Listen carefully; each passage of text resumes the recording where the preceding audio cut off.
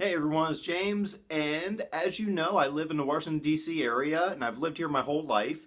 And just like anyone who's lived in an area their whole life, they tend not to take part in some of the activities that other people would take part in if they come and visit. Now, right now, this whole week, the cherry blossoms on the mall, the Washington, D.C., where we have all our Capitol and museums and everything, they are in full blossom, which means and it only happens for about a week out of a whole year.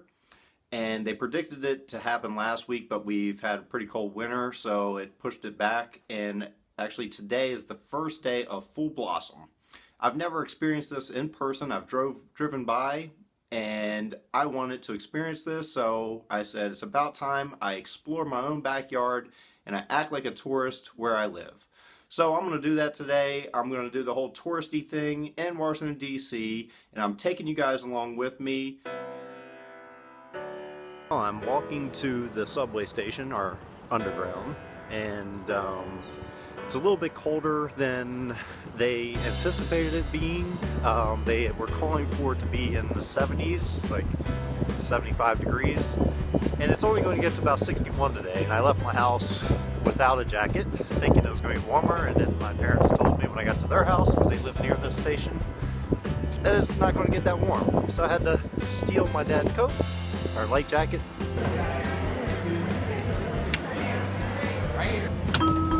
Doors opening. Step back to allow customers to exit.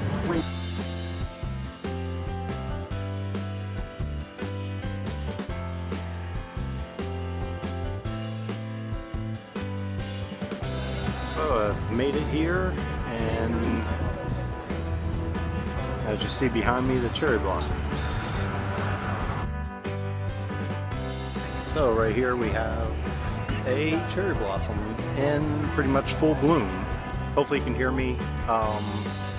Back in 1912, the Japanese government gave 3,000 cherry blossom trees to Washington, D.C., and most of them you'll see are around here. And in the background, that is the Jefferson Monument.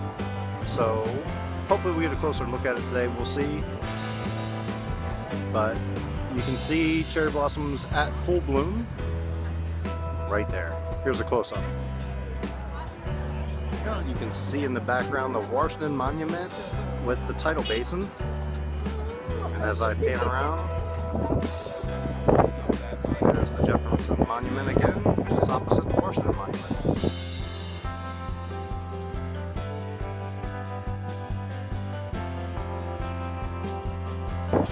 And there, Thomas Jefferson.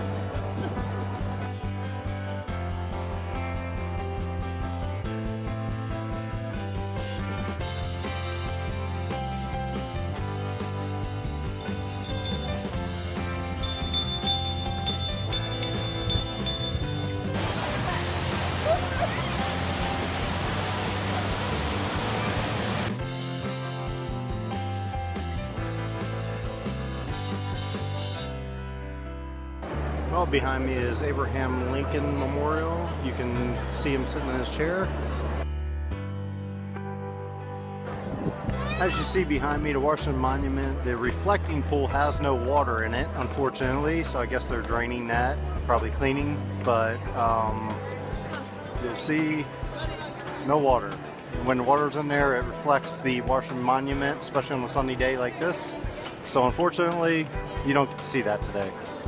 Well, I'm about to walk into the Vietnam Memorial. I'm not going to talk much, just out of respect for all the men and women who lost their lives during Vietnam. I've been here one other time before. It's a very emotional place. So many people lost their lives, and that's about it. I'll show you some of the sights, but that's it.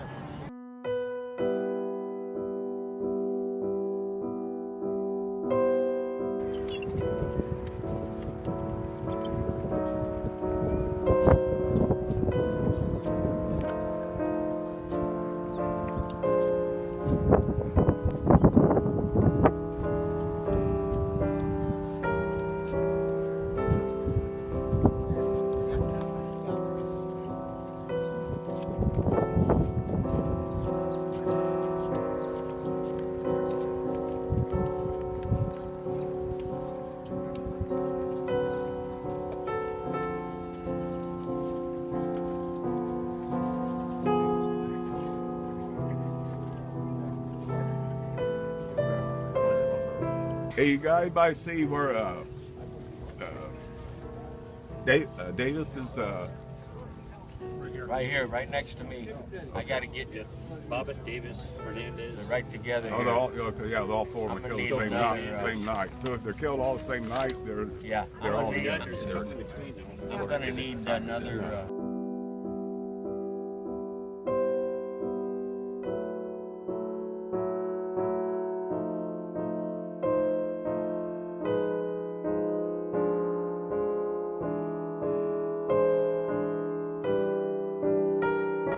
Well, just exited the Vietnam Memorial, which always is gets me a bit choked up, but it's just one of those places you have to see. It's kind of sad to think about it, and I'm a little emotional right now, actually.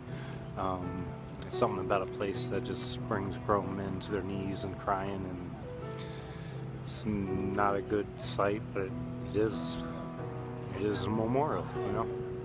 So anyway, I hope the rest of this vlog is going to be a little more cheery. So I think we're going to see some other sites that are a little more happier anyway. So hopefully.